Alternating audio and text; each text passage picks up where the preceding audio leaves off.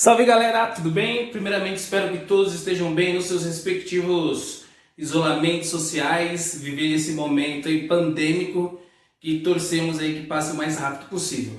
Levando em consideração esse atual momento que nós estamos vivendo, hoje eu vou falar um pouco sobre questões de atualidades, né? E não tem como não falar em atualidades em ciência se a gente não falar do tal coronavírus e da tal Covid-19, tá? E uma coisa que desperta a curiosidade para muitos é quando e como que vai ter uma vacina para a Covid-19, tá bom? E outra pergunta que é muito comum é como que essa vacina ela vai atuar. Primeiro, gente, existem aí vários processos de implementações, vários testes já sendo feitos, né? Esperamos aí que essa vacina já esteja pronto o mais rápido possível. E como que iria funcionar essa vacina? Vai funcionar como todas as outras vacinas.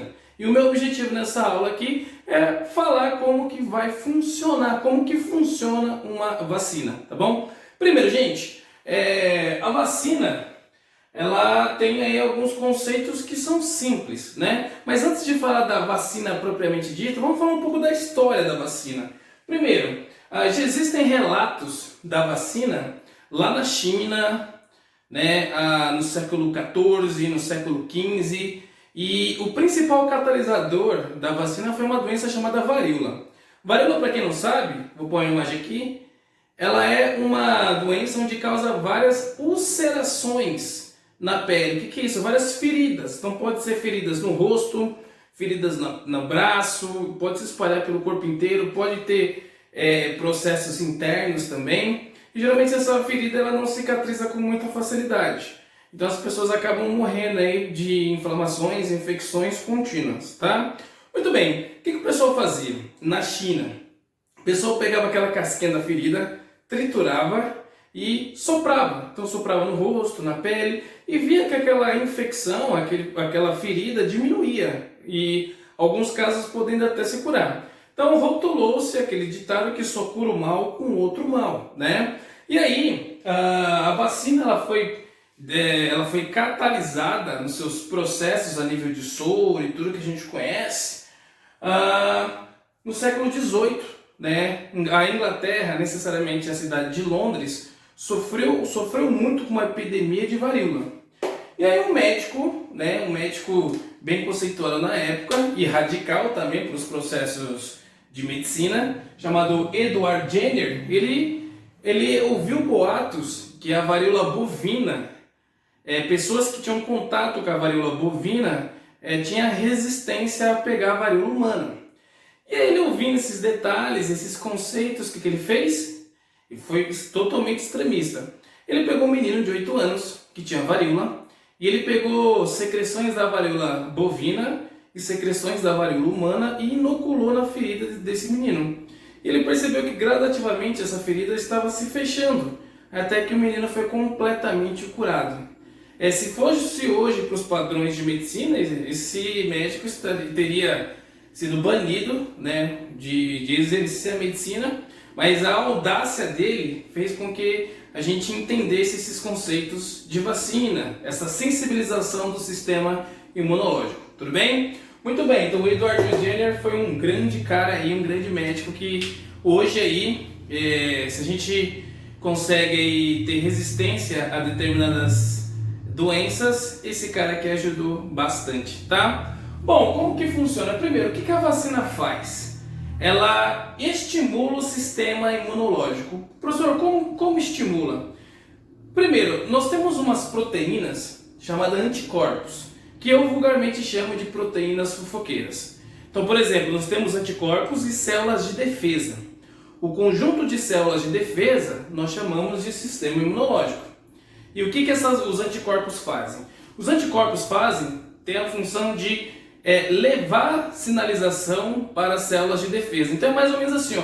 Imagina que entrou um vírus no nosso corpo, sensibilizou o nosso corpo. Então os anticorpos ele olha e fala, opa, tem alguém estranho. O que os anticorpos fazem? Vai lá no sistema imunológico e fala assim, ó, tem gente estranha aí.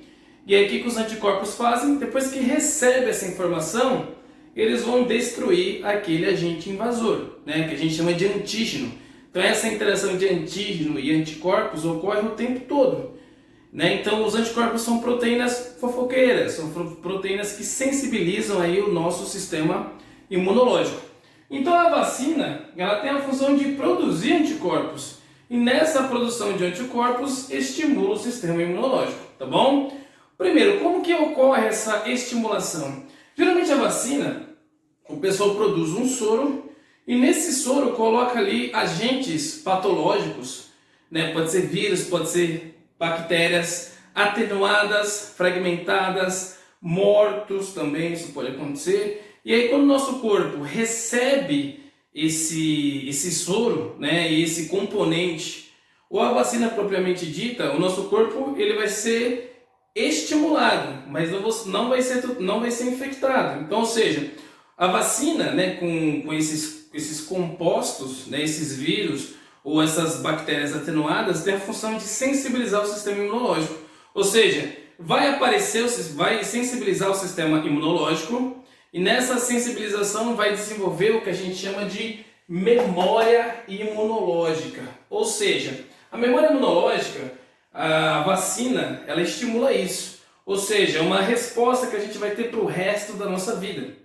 E aí o que acontece? A memória imunológica determinada pela vacina, ela acontece em dois níveis, que são duas respostas. Então existe a resposta primária e a resposta secundária.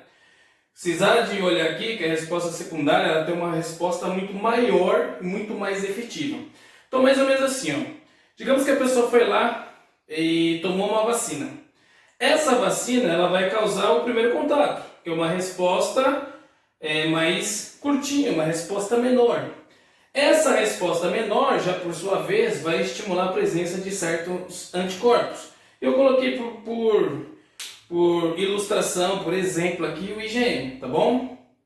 E aí quando a pessoa ela recebe aí a vacina, ela vai ter um pico aqui no sistema imunológico, vai produzir anticorpos e consequentemente vai produzir células do sistema imunológico. Então causou uma resposta.